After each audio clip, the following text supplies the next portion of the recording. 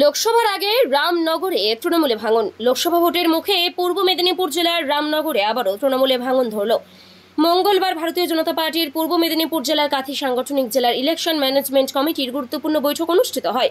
রাজ্য ও বিধানসভার বিরোধী দলনেতা শুভেন্দু অধিকারীর উপস্থিতিতে এই সভায় রামনগর বিধানসভা এলাকার তৃণমূল কংগ্রেসের প্রাক্তন গ্রাম প্রধান এবং পঞ্চায়েত সদস্য সহ প্রায় 50 জন নেতাকর্মীর হাতে বিজেপির পতাকা তুলে দেন অরূপ দাস।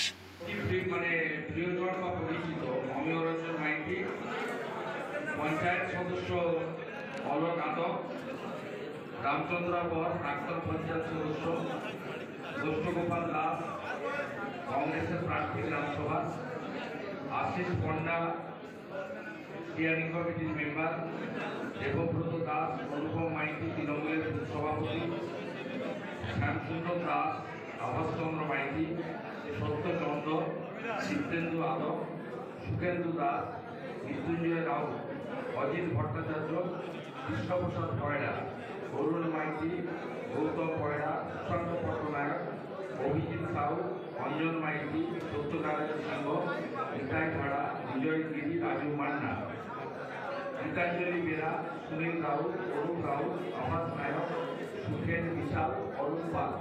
ব্যুরো রিপোর্ট, এখন সংবাদ।